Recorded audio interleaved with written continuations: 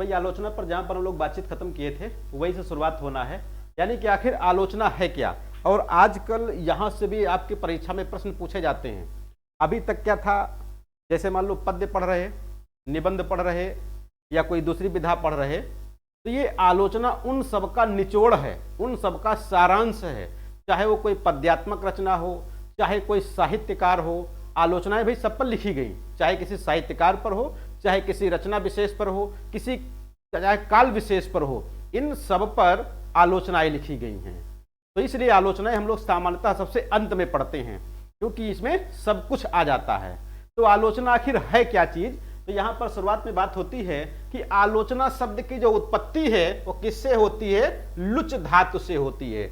कुछ विद्वानों का मानना है कि आलोचना शब्द की उत्पत्ति लुच धातु से हुई है, लेकिन कुछ विद्वानों का मानना है कि लोच धातु से हुई है, लुच या लोच धातु से हुई है। और इन दोनों का मतलब, लुच या लोच शब्द का अर्थ होता है देखना, यानी कि लुच या लोच शब्द का अर्थ क्या है, देखना है। अब देखना भी कई प्रकार का होता है, देखना भी कई प्रकार का होता है, जैसे पढ़ना भी कई प्रकार का होता है। कभी कभी क्या होता है, हम लोग न्यूज़पेपर पढ़ते हैं चले जाते पढ़ते हुए। अभी आप लोग नोट्स पढ़ते होंगे, किताबें पढ़ते होंगे, क्वेश्चन पढ़ते होंगे, तो पढ़ करके भूलना नहीं है, इनको याद भी करना है। भाई न्यूज़पेपर पढ़ करके सब कुछ याद नहीं करना है, वो उसी समय समझना फिर छोड़ देना है। लेकिन यहां पर क्या है, आपको सब कुछ पढ़ना भी है, उसको समझना भी है और उसको आगे के लिए याद भी रखना है। और कभी कभी होता क्या है कि पढ़ते हुए उसके गुण दोषों का भी अध्ययन करना रहता है कि आखिर इसमें अच्छाई क्या है और इसमें दोष क्या है, इसमें गुण क्या है और इसमें दोष क्या है। तो यहां पर यही कहा गया देखना, देखने मतलब क्या है कि देखना है, फिर उसके गुण और दोष का भी बात करना है। अंग्रेजी में इसके लिए क्रिटिसिज्म शब्द का प्रयोग किया गया। आलोचना शब्द के लिए अंग्रेजी में किस शब्द का प्रयोग किया गया, क्रिटिसिज्म शब्द का प्रयोग किया गया। संस्कृत में आलोचना शब्द के लिए व्याख्या या टीका शब्द का प्रयोग किया गया। यानी हिंदी में जो आलोचना है, संस्कृत में वही क्या है, टीका है, व्याख्या है। अंग्रेजी में वही क्या है, क्रिटिसिज्म है। हिंदी में आलोचना के लिए आलोचना के साथ साथ समीक्षा और समालोचना शब्द का भी प्रयोग किया गया। यानी कि जो आलोचना शब्द है, तो आलोचना शब्द के लिए अलग अलग भाषाओं में, जैसे कि संस्कृत में टीका या व्याख्या, अंग्रेजी में क्रिटिसिज्म या हिंदी में ही समीक्षा या समालोचना आदि शब्दों का प्रयोग किया गया है। तो चाहे आलोचना कहा जाए, समालोचना कहा जाए, समीक्षा कहा जाए, क्रिटिसिज्म कहा जाए, टीका या व्याख्या कहा जाए, आपको सामान्य अर्थ एक ही समझना है, यानी कि एक ही बातचीत हो रही है। बशर्ते समीक्षा और आलोचना में थोड़ा सा अंतर है, लेकिन वो आगे बातचीत करेंगे। यहां पर केवल इतना समझना है कि ये सभी एक दूसरे के पर्यायवाची हैं। समीक्षा शब्द का जो व्युत्पत्तिपरक अर्थ है, यानी समीक्षा का जो शाब्दिक अर्थ है, समीक्षा का शाब्दिक अर्थ क्या है, तो सम्यक निरीक्षण। सम्यक का मतलब भली भांति, सम्यक का मतलब क्या हो गया, भली भांति, ठीक प्रकार से। और निरीक्षण का मतलब जांच पड़ताल करना, निरीक्षण का मतलब जांच पड़ताल करना, देखना। अब देखना यहां पर जांच पड़ताल से संबंधित हो गया, निरीक्षण करना हो गया, यानी कि क्या गुण है क्या दोष है, इन सब का देख करना। तो यहां पर सम्यक निरीक्षण हो गया, समीक्षा का मतलब सम्यक निरीक्षण। दूसरा, अंग्रेजी के क्रिटिसिज्म शब्द का जो हिंदी में अनुवाद किया गया, उसका अर्थ है मूल्यांकन करना या फिर निर्णय करना। यानी कि अंग्रेजी में जो क्रिटिसिज्म शब्द का प्रयोग किया गया, उसका हिंदी में अर्थ होता है, हिंदी में अनुवाद होता है मूल्यांकन करना। क्या करना, मूल्यांकन करना या फिर निर्णय करना।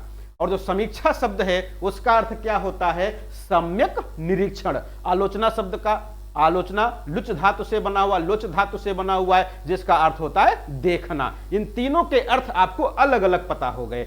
अब बात आती है कि आखिर संक्षेप में यदि कह दिया जाए, एक लाइन में आपसे कह दिया जाए कि बताना है कि आलोचना आखिर है क्या चीज, आलोचना आखिर है क्या चीज, समीक्षा आखिर है क्या चीज, तो यहां पर क्या बताया गया कि किसी वस्तु या कृत्य की सम्यक व्याख्या, उसका मूल्यांकन आदि करना ही आलोचना है। यानी किसी वस्तु, किसी व्यक्ति हो या साहित्यकार हो, किसी वस्तु, किसी व्यक्ति या साहित्यकार या किसी कृत्य यानी रचना की व्याख्या, सम्यक व्याख्या और उसका मूल्यांकन करना ही आलोचना कहलाता है। सामान्य परिभाषा हो गई। आगे बात आती है कि विद्वानों ने जो आलोचना शब्द को परिभाषित करने का प्रयास किया, तो कौन कौन से विद्वान हैं जो आलोचना को परिभाषित करने का प्रयास किए हैं, उन पर आगे बातचीत होनी है। तो भारतीय एवं पाश्चात्य विद्वानों के अनुसार आलोचना की जो परिभाषाएं दी गई हैं उन पर आगे चर्चा होना है। यहां पर आपने समझा क्या है कि आलोचना शब्द की उत्पत्ति किस धातु से हुई है, तो लुच या लोच धातु से हुई है। आलोचना शब्द के लिए अन्य भाषाओं में कौन कौन से शब्दों का प्रयोग किया गया, तो संस्कृत में टीका या व्याख्या शब्द का प्रयोग किया गया, अंग्रेजी में क्रिटिसिज्म शब्द का प्रयोग किया गया, आलोचना के लिए हिंदी में किस शब्द का प्रयोग किया गया, तो समीक्षा और समालोचना शब्द का भी प्रयोग किया गया। समीक्षा का अर्थ बताया गया सम्यक निरीक्षण, क्रिटिसिज्म शब्द का अर्थ जो बताया गया, हिंदी अनुवाद बताया गया मूल्यांकन करना या निर्णय करना। ये इतनी चीजें यहां से आपको खूब अच्छे से याद करनी है, परीक्षा में पूछी जाती हैं। अब आगे बात आती है कि समीक्षा या आलोचना को परिभाषित करते हुए आचार्य रामचंद्र शुक्ल जी क्या कहते हैं। आचार्य रामचंद्र शुक्ल की नजर में आखिर आलोचना है क्या। वैसे आचार्य रामचंद्र शुक्ल जी हिंदी साहित्य के सबसे अच्छे, सबसे महान आलोचक माने जाते हैं। आलोचना का सम्राट भी इन्हें कहा जाता है, आलोचक सम्राट कहते हैं इनको। तो इन्होंने क्या कहा है, साहित्य जीवन की व्याख्या है। रामचंद्र शुक्ल जी ने क्या कहा, साहित्य जीवन की व्याख्या, साहित्य जीवन की व्याख्या है और आलोचना साहित्य की व्याख्या है। कितना शानदार बात कह दिया यहां पर, क्या है कि साहित्य जीवन की व्याख्या है और आलोचना साहित्य की व्याख्या है। यह किसका मानना है, रामचंद्र शुक्ल जी का मानना है। यानी कि साहित्य जीवन की व्याख्या है, यानी जीवन क्या है ये कौन बात करता है, साहित्य बात करता है, साहित्य कहता है।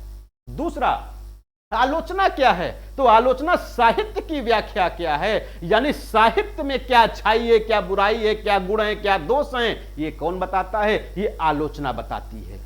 यानी कि साहित्य जीवन की आलोचना है और आलोचना या साहित्य जीवन की व्याख्या है और आलोचना साहित्य की व्याख्या है। आगे श्याम सुंदर दास जी कहते हैं, श्याम सुंदर दास जी के यहां पर दो मत दिए गए। पहला मत, यदि साहित्य को जीवन की व्याख्या मानते हैं, भाई यहां पर रामचंद्र शुक्ल जी के कथन का ही यहां पर समर्थन किया है श्याम सुंदर दास जी ने। क्या कहा कि यदि साहित्य को जीवन की व्याख्या मानते हैं तो आलोचना को उस व्याख्या की व्याख्या मानना होगा। यानी वही बात जो रामचंद्र शुक्ल जी कहते हैं उसी का समर्थन करते हुए श्याम सुंदर दास जी कहते हैं कि यदि साहित्य को जीवन की व्याख्या मानते, यदि साहित्य को जीवन की व्याख्या मानते तो आलोचना को उस व्याख्या की व्याख्या मानना होगा। दूसरा, आगे श्याम सुंदर दास जी क्या कहते हैं कि साहित्य क्षेत्र में ग्रंथ को पढ़कर, इसको आसान भाषा में समझाने का प्रयास किया श्याम सुंदर दास जी ने। क्या कहा कि साहित्य क्षेत्र में ग्रंथ को पढ़कर उसके गुणों और दोषों का विवेचन करना। साहित्य के ग्रंथ को पढ़कर, साहित्य क्षेत्र में ग्रंथ को पढ़कर उसके गुण और दोषों का विवेचन करना और उसके संबंध में अपना मत प्रकट करना आलोचना कहलाता है। जैसे देखा होगा बिहारी लाल के बारे में पदम सिंह शर्मा ने कहा, शक्कर की रोटी कह दिया। बिहारी सतसई को क्या कहा, शक्कर की रोटी कह दिया। तो कोई क्या कहता है, कोई क्या कहता है, अलग अलग मत देते, अपना मत प्रकट करते हैं। भाई सब लोग शक्कर की रोटी कहें जरूरी नहीं है, लेकिन हां अपना मत यहां पर प्रकट करना, वही कहा गया कि अपना मत प्रकट करना आलोचना कहलाता है।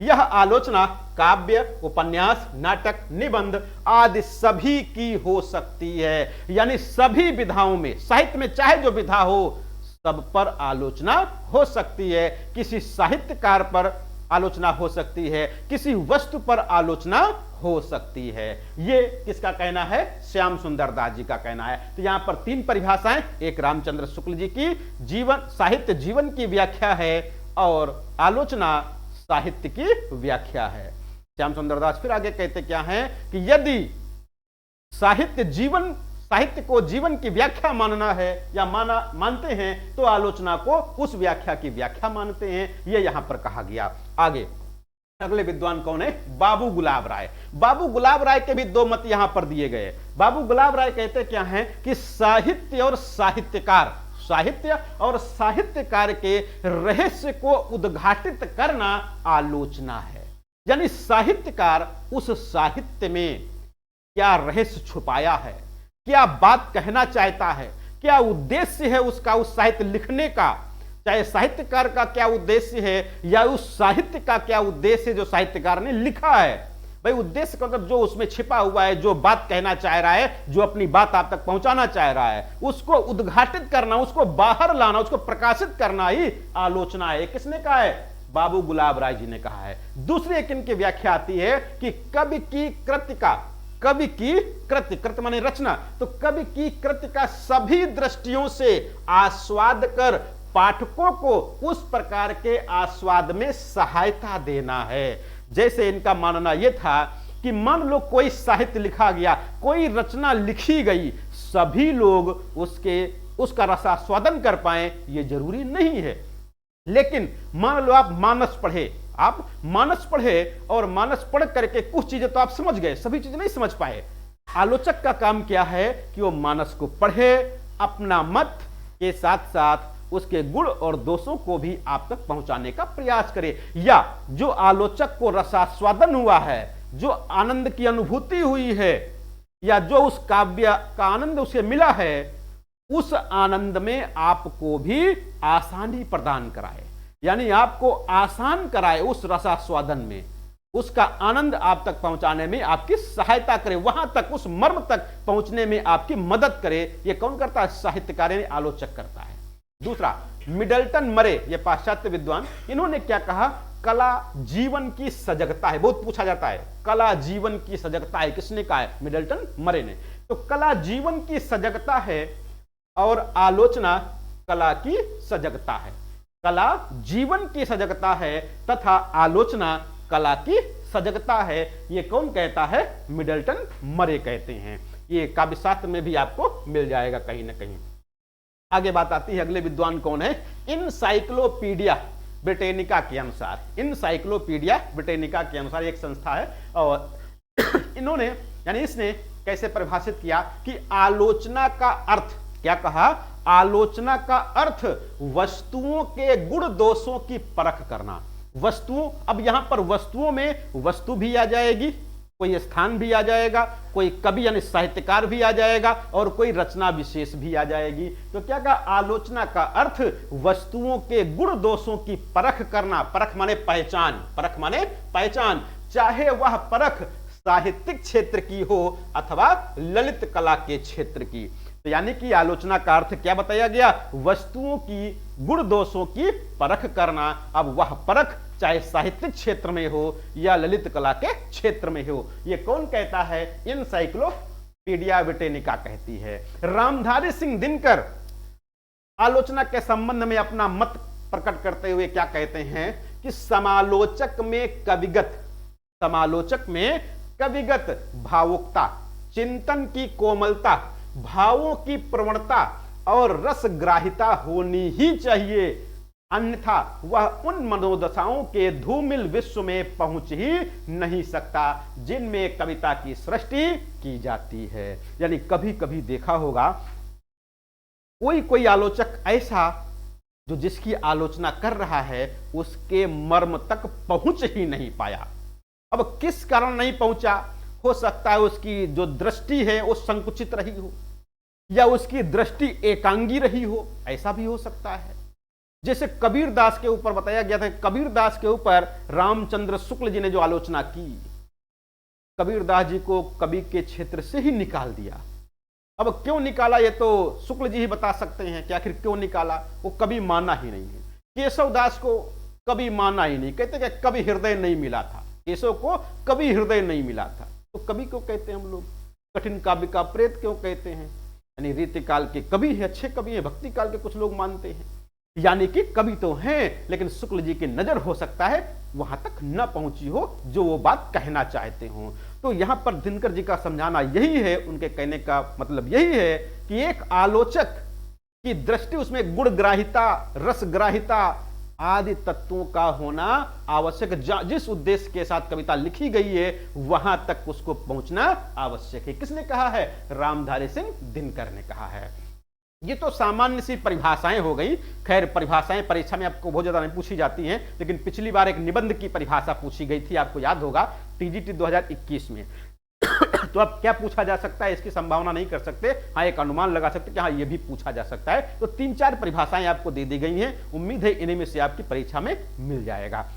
अब आगे बात होती है कि आखिर जो मूल्यांकन की प्रक्रिया है, किसकी प्रक्रिया है, मूल्यांकन की प्रक्रिया है। कहते हैं मूल्यांकन करना, आलोचनाकार, समालोचनाकार, समीक्षाकार, क्या मूल्यांकन करना। तो मूल्यांकन की जो प्रक्रिया है, यानी किसी भी वस्तु, किसी भी व्यक्ति, किसी भी स्थान या किसी भी रचना कि अगर मूल्यांकन करना है तो 2 पक्षों पर होता है। किस पर होता है, 2 पक्षों पर आधारित होती है। मूल्यांकन की प्रक्रिया 2 पक्षों पर आधारित होती है, एक सैद्धांतिक और दूसरा व्यवहारिक। एक सैद्धांतिक और दूसरा क्या है, व्यवहारिक है। सैद्धांतिक मतलब नियमों पर खरा उतरना चाहिए, नियमों की कसौटी पर खरी उतरनी चाहिए वो चीज। दूसरा, वो चीज व्यवहार में खरी उतरनी चाहिए। तो व्यवहारिक मतलब समाज से जोड़ करके व्यवहार में, और सैद्धांतिक मतलब सिद्धांतों पर, नियम और कानूनों पर। तो आगे बात आती है, 2 पक्षों पर आधारित होती है, सैद्धांतिक और व्यवहारिक। अब बात आती है कि जो हिंदी आलोचना की शुरुआत हुई, हिंदी आलोचना का जो इतिहास है, कब से कब तक माना जाता है, यानी हिंदी आलोचना की शुरुआत किस रचना से मानी जाती है, किस युग से मानी जाती है, कहां से हिंदी आलोचना की शुरुआत हुई। क्या आदिकाल में ही आलोचनाएं लिखी जाने लगी थी, या फिर भक्ति काल में लिखी गई, या रीति काल से शुरुआत हुई, या आधुनिक काल के किसी युग से शुरुआत हुई, कहां से शुरुआत हुई, यहां से भी आपका प्रश्न पूछा जाता है और खूब पूछा जाता है। जिस प्रकार से निबंध साहित्य के उद्भव और विकास, उपन्यास के उद्भव विकास की एक पूरी परंपरा है, वैसे ही आलोचना के उद्भव और विकास की एक पूरी परंपरा है। तो अध्ययन की सुविधा के लिए, अध्ययन की सुविधा के लिए आलोचना के इतिहास यानी उद्भव और विकास को मुख्य रूप से 4 कालखंडों में विभाजित किया गया। कितने 4 खंडों में, तो 4 कालखंडों में मुख्य रूप से विभाजित किया गया। पहला खंड का नाम है शुक्ल पूर्व युग। क्या नाम दिया गया, शुक्ल पूर्व युग।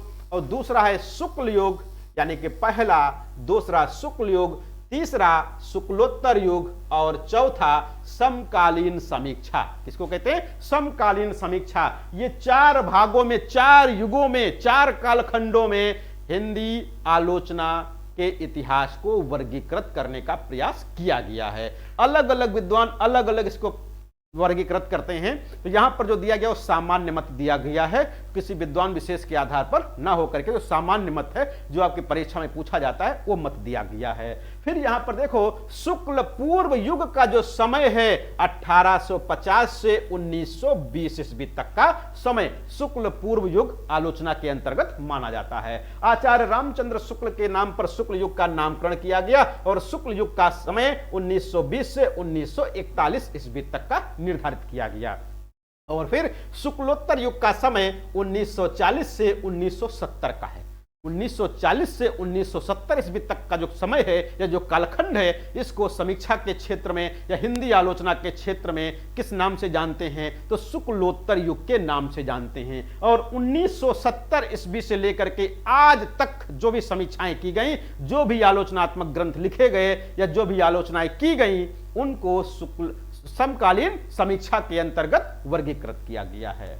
यहां पर जो शुक्लोत्तर युग है 1940 से 1970 ईस्वी के आसपास, ये जो समय है, इसमें मुख्य रूप से कितने प्रकार की समीक्षाएं की गई, तो 4 प्रकार की समीक्षाएं की गई। कितने प्रकार की, 4 प्रकार की समीक्षाएं की गई। एक को कहा गया स्वच्छंदतावादी समीक्षा, दूसरे को प्रगतिवादी समीक्षा, तीसरे को मनोविश्लेषणवादी समीक्षा, और चौथा है नई समीक्षा। तो ये 4 प्रकार की समीक्षाएं की गई। किस कालखंड के अंतर्गत, तो शुक्लोत्तर युग के अंतर्गत। बाकी बात आती है शुक्ल पूर्व युग की, तो शुक्ल पूर्व युग को फिर से 2 वर्गों में वर्गीकृत कर दिया गया, 2 कालखंडों में वर्गीकृत कर दिया गया। एक का नाम दिया गया भारतेंद्र युग, जिसका समय दिया गया 1850 ईस्वी से 1900 ईस्वी तक, और दूसरा युग आ गया द्विवेदी युग, जिसको 1900 ईस्वी से 1920 ईस्वी तक के कालखंड में वर्गीकृत किया गया। तो शुक्ल पूर्व युग को 2 उपखंडों में, 2 उपकालों में फिर से वर्गीकृत किया गया। पहले का नाम दिया गया भारतेंद्र युग, जिसका समय था 1850 से 1900 ईस्वी। दूसरा द्विवेदी युग, जिसका नाम आचार्य महावीर प्रसाद द्विवेदी के नाम पर द्विवेदी युग किया गया और इसका समय 1900 ईस्वी से 1920 ईस्वी तक निर्धारित किया गया। अब आगे जो बात होनी है, ये जो वर्गीकरण है आपकी परीक्षा में पूछा जा सकता है। यहां से भारतीय युग के आलोचक कौन है कौन नहीं है, द्विवेदी युग के आलोचक कौन है कौन नहीं है, शुक्ल युग के आलोचक इनमें से कौन है या कौन नहीं है, या फिर शुक्लोत्तर युग के समीक्षक कौन है कौन नहीं है, या फिर समकालीन समीक्षा का समीक्षक कौन है, इस प्रकार से भी सीधे सीधे क्वेश्चन आपसे पूछा जा सकता है। तो ये भी आपको आगे याद करते चलना है। आगे अब बात आती है शुक्ल पूर्व युग, जिसका समय 1850 से 1920 ईस्वी तक था और इसका जो पहला कालखंड है जिसका नाम दिया गया भारतेंदु युग, ये युग प्रवर्तक हिंदी गद्य के जनक भारतेंदु हरिश्चंद्र जी के नाम पर इस युग का नामकरण किया गया। भाई भारतेंदु युग बहुमुखी प्रतिभा संपन्न व्यक्ति थे या साहित्यकार थे।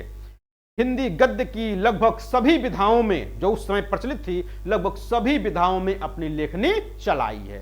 अब कोई कहे जो आजकल की नई नई विधाएं आ रही हैं, तो जब भारतेंदु हरिश्चंद्र हैं ही नहीं तो उस पर क्या लेखनी चलाएंगे। लेकिन हाँ, उस समय भारतेंदु युग के अंतर्गत जो भी विधा आई गद्य की, उस पर भारतेंदु हरिश्चंद्र ने अपनी लेखनी चलाई। भले ही उसमें सफल ना हुए हों, लेकिन हां उन पर लेखनी चलाई है। इसीलिए इनको क्या कहा गया, हिंदी गद्य का जनक कहा गया। हिंदी गद्य का जनक कहा जाता है। इन्हीं के नाम पर भारतेंदु युग का समय दिया गया और भारतेंदु युग का समय 1850 से 1900 ईस्वी माना जाता है। अब बात आती है कि आखिर हिंदी आलोचना की शुरुआत किस रचना से मानी जाती है। यहां से भी खूब प्रश्न आपकी परीक्षा में पूछा जाता है। पहला, आधुनिक हिंदी आलोचना की जो शुरुआत है वो भारतेंदु हरिश्चंद्र के निबंध नाटक से माना जाता है।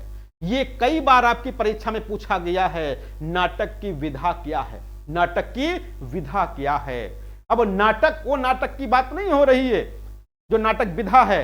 ये नाटक जो रचना लिखी गई भारतेंदु हरिश्चंद्र जी के द्वारा, जो कि एक निबंध था। क्या था, निबंध था। तो इसकी विधा आपको याद रखना, ये निबंध था। कैसा निबंध, आलोचनात्मक निबंध। कैसा निबंध, आलोचनात्मक निबंध था। भारतेंदु हरिश्चंद्र जी के द्वारा लिखा गया नाटक 1883 में लिखा गया था और इसी से हिंदी आलोचना की शुरुआत मान ली जाती है। यानी कि भारतेंदु हरिश्चंद्र जी की प्रसिद्ध रचना नाटक किस विधा की रचना है, तो ये निबंध विधा की रचना है या आलोचनात्मक निबंध विधा की रचना है। कैसी है, आलोचनात्मक निबंध है। निबंध पूछा जाए निबंध को सही कर देना, आलोचना पूछा जाए आलोचना को सही कर देना, या फिर तीसरा विकल्प मिले आलोचनात्मक निबंध, तब आपको इसको सही करना है। तो ये निबंध विधा की रचना है नाटक। इस काल में यानी कि भारतेंदु युग में आलोचना मुख्यतः पत्र पत्रिका के माध्यम से यानी पत्रकारिता के माध्यम से शुरुआत हुई थी। यानी कोई भी गद्य की विधा हो, उपन्यास को छोड़ दो तो चाहे कहानी हो, चाहे आपका रिपोर्टाज हो, या जो भी विधाएं हैं, नई नई विधाएं हैं, उनकी शुरुआत पत्र पत्रिकाओं के माध्यम से ही होती है। कारण यह है, मान लो कोई रचना लिखी गई, चाहे कोई रिपोर्टाज लिखा गया, चाहे कोई साक्षात्कार लिखा गया, चाहे कोई आपकी आलोचना लिखी गई, तो किसी न किसी पत्रिका में प्रकाशित होगी। अब जब पत्रिका में प्रकाशित होगी उसको ज्यादा लोग पढ़ेंगे। अब ज्यादा लोग पढ़ेंगे, उसको पसंद करेंगे, तो और लोग पढ़ेंगे, तो जब ज्यादा प्रसिद्ध हो जाएगी, ज्यादा फेमस होगी, तो उस पर और लिखी जाएंगी। तो इस प्रकार से हिंदी आलोचना की शुरुआत भारतीय युग में हुई। उसमें ज्यादा योगदान किसका, किससे, तो पत्र पत्रिकाओं के माध्यम से आलोचना की शुरुआत मानी गई। हिंदी की व्यवहारिक समीक्षा की शुरुआत हिंदी प्रदीप पत्रिका में सच्ची समालोचना नामक स्तंभ से सन 1886 ईस्वी में बाल कृष्ण भट्ट ने की थी, जिसमें लाला श्रीनिवास दास के नाटक संयोगिता स्वयंवर की समीक्षा हुई थी। यानी कि हिंदी प्रदीप जो ये यहां पर है, ये क्या है, ये पत्रिका है। हिंदी प्रदीप पत्रिका है जिसके संपादक कौन है, बालकृष्ण भट्ट जी हैं। बालकृष्ण भट्ट जी हिंदी प्रदीप पत्रिका कहां से निकालते थे, भैया कोई बता दो जल्दी से, कहां से निकालते थे हिंदी प्रदीप? हाँ, कहां से, इलाहाबाद, यानी कि आज कहो तो प्रयागराज। अगर जो आज की बात कहो तो प्रयागराज नहीं तो इलाहाबाद से निकालते थे। बड़ी फेमस पत्रिका है हिंदी प्रदीप और कई बार आपकी परीक्षा में पूछी गई है। इलाहाबाद से एक पत्रिका और निकलती थी नई कविता, वो भी कई बार पूछी गई है कि नई कविता कहां से प्रकाशित होती थी, तो इलाहाबाद से। तो हिंदी प्रदीप जो कि बालकृष्ण भट्ट जी की पत्रिका संपादक थे और बालकृष्ण भट्ट जी ने ही इस पत्रिका में सच्ची समालोचना के नाम से, सच्ची समालोचना के नाम से एक स्तंभ निकाला 1886 ईस्वी में, जिसमें लाला श्रीनिवास दास के एक प्रसिद्ध नाटक संयोगिता स्वयंवर की समीक्षा हुई थी। तो इसी सच्ची समालोचना से व्यवहारिक समीक्षा की शुरुआत मानी जाती है। किसकी? व्यवहारिक समीक्षा की शुरुआत मान ली जाती है। आगे बात आती है प्रेमघन ने, प्रेमघन कौन है? बद्रीनारायण चौधरी प्रेमघन, बद्रीनारायण चौधरी प्रेमघन। ये भी दो पत्रिकाएं बहुत फेमस हैं इनकी, एक आनंद कादम्बिनी और एक नागरी नीरद। ये दो पत्रिकाएं बहुत फेमस हैं इनकी। तो कौन क्या कहते हैं इन्होंने कि प्रेमघन ने, जी भैया, बाबू गदाधर सिंह ने बांग्ला उपन्यासकार, बांग्ला बाबू गदाधर सिंह ने के बांग्ला उपन्यास बंग विजेता के, किसके? बंग विजेता के हिंदी अनुवाद की 1885 ईस्वी में। कब? 1885 ईस्वी में। संयोगिता स्वयंवर की 1886 ईस्वी में आनंद कादम्बिनी पत्रिका में समालोचना की थी। तो इस प्रकार से बद्रीनारायण चौधरी प्रेमघन ने बाबू गदाधर सिंह के बांग्ला उपन्यास बंग विजेता के हिंदी अनुवाद की 1885 में और संयोगिता स्वयंवर की 1886 ईस्वी में आनंद कादम्बिनी पत्रिका में समालोचना की थी। यहां पर एक चीज और ध्यान दीजिएगा, संयोगिता स्वयंवर की चर्चा अभी इससे पहले भी हुई है। बालकृष्ण भट्ट ने भी सच्ची समालोचना के नाम से, किस नाम से? सच्ची समालोचना के नाम से किया था। वही चीज यहां पर आनंद कादम्बिनी के संपादक जो प्रेमघन है उन्होंने भी इसकी समीक्षा लिखी। प्रेमघन के आलोचना संबंधी विचार, यानी बद्रीनारायण चौधरी प्रेमघन के आलोचना संबंधी जो विचार हैं वो आनंद कादम्बिनी पत्रिका और प्रेमघन सर्वस्व रचना में मिल जाते हैं। बंग विजेता और नील देवी, यहां पर बंगा हो गया, बंग विजेता और नील देवी की परिचयात्मक आलोचना भी बद्रीनारायण चौधरी प्रेमघन ने लिखी है। आगे बात आती है हिंदी समालोचना के सूत्रपात का श्रेय आचार्य रामचंद्र शुक्ल। भाई आलोचना की बात हो, निबंध की बात हो, हिंदी साहित्य के इतिहास की बात हो और रामचंद्र शुक्ल जी का नाम ना आए, ऐसा हो ही नहीं सकता है। तो आचार्य रामचंद्र शुक्ल जी ने हिंदी में आलोचना की शुरुआत किससे मानते हैं रामचंद्र शुक्ल जी? तो बालकृष्ण भट्ट और बद्रीनारायण चौधरी प्रेमघन को ही दिया है। यानी हिंदी में समालोचना करने का प्रयास या हिंदी में समालोचना की शुरुआत बद्रीनारायण चौधरी प्रेमघन और बालकृष्ण भट्ट से मानना चाहिए। ये किसका मानना है? तो रामचंद्र शुक्ल जी का मानना है कि बालकृष्ण भट्ट और बद्रीनारायण चौधरी हिंदी में आलोचना के सूत्रपात कर्ता माने जाते हैं या इससे शुरुआत मानी जाती है। अब आगे बात आती है द्विवेदी युग की। कुछ लोग कहेंगे सर जी इसमें तो बहुत कम मैटर हुआ, भारतेंदु युग में तो बहुत कम पढ़ाया गया, 2 ही 3 चीजें बताई गई, भारतेंदु युग खत्म हो गया।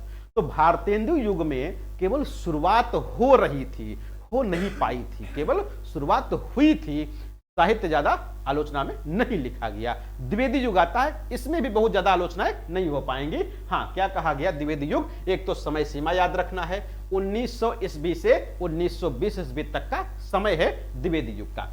दूसरा, जो द्विवेदी युग का नामकरण है, द्विवेदी युग का नामकरण है, पहले बहुत पूछते थे आपकी परीक्षा में, अब ये सबको पता हो गया कि द्विवेदी युग का नामकरण किसके नाम पर किया गया, सबको पता हो गया, इसलिए अब नहीं पूछते, बहुत कम पूछते हैं, या पूछेंगे तो सबका सही हो जाएगा, 2-1 लोग होंगे जिनका गलत हो जाएगा। तो आपको याद रखना है द्विवेदी युग का जो नामकरण किया गया आचार्य महावीर प्रसाद द्विवेदी, किसके नाम पर? आचार्य महावीर प्रसाद।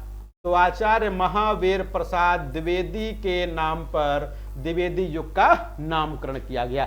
हजारी प्रसाद द्विवेदी को नहीं याद रखना है, कुछ लोग हजारी प्रसाद द्विवेदी को लगा देते हैं। हजारी प्रसाद द्विवेदी तब पैदा भी नहीं हुए थे। हजारी प्रसाद द्विवेदी जिस समय द्विवेदी युग शुरू हुआ था उस समय पैदा भी नहीं हुए थे, तो उनके नाम पर कैसे रख दिया जाएगा? बताओ भाई, हजारी प्रसाद द्विवेदी कब पैदा हुए? जब तब नहीं पैदा हुए तो हजारी प्रसाद द्विवेदी एचपीडी कब पैदा हुए? 1900 कब पैदा हुए थे भाई? जल्दी से बताओ कब? 1907। तो 1907 ईस्वी में पैदा हुए और कब से शुरू हो गया द्विवेदी युग? 1900 ईस्वी से शुरू हो गया। तो फिर कहां उनके नाम पर रखा जाएगा? तो महावीर प्रसाद द्विवेदी को याद रखना है, हजारी प्रसाद द्विवेदी को भूल जाना है जब भी कभी द्विवेदी युग की बात आए, इतना याद रखिएगा। द्विवेदी युगीन आलोचना भी पत्र पत्रिकाओं के माध्यम से विकसित हुई। इसमें सरस्वती, माधुरी, वीणा, विशाल भारत और मर्यादा आदि पत्र पत्रिकाओं की महत्वपूर्ण भूमिका रही है। यानी इन पत्र पत्रिकाओं के नाम एक तो ये भी याद रखना है कि ये द्विवेदी युग की पत्रिकाएं हैं, चाहे वो सरस्वती हो, माधुरी है, वीणा है या विशाल भारत है, मर्यादा है। ये किस युग की पत्रिकाएं हैं? तो द्विवेदी युग की पत्रिकाएं हैं और इन पत्र पत्रिकाओं की महत्वपूर्ण भूमिका रही है इस युग के आलोचना संबंधी ग्रंथों को विकसित करने में, आलोचना के विकसित करने में इनकी महत्वपूर्ण भूमिका रही है। या ये कह सकते हो कि इन पत्रिकाओं में आलोचना संबंधी रचनाएं प्रकाशित होती थी। आगे देखो क्या आता है।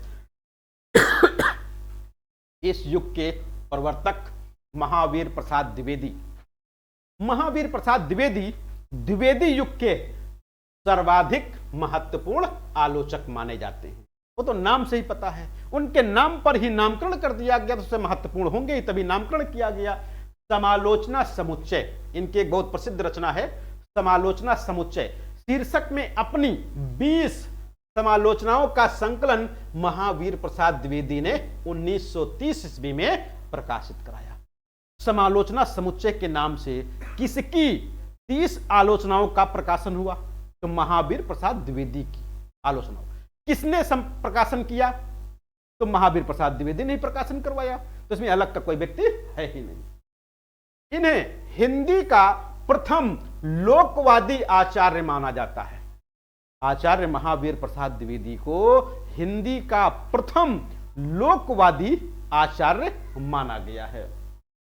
नागरी प्रचारणी पत्रिका 1896 ईस्वी। यहां पर ध्यान दीजिएगा, क्या चीज? पथिकृत। पथिकृत महावीर प्रसाद द्विवेदी आगे आएगा, वो निबंध वाले में आया होगा कहीं ना कहीं। हाँ, तो नागरी प्रचारणी पत्रिका। अब यहां पर ध्यान दीजिएगा, एक नागरी प्रचारणी पत्रिका है और दूसरा नागरी प्रचारणी सभा। ये आपको कई बार भ्रमित करता है।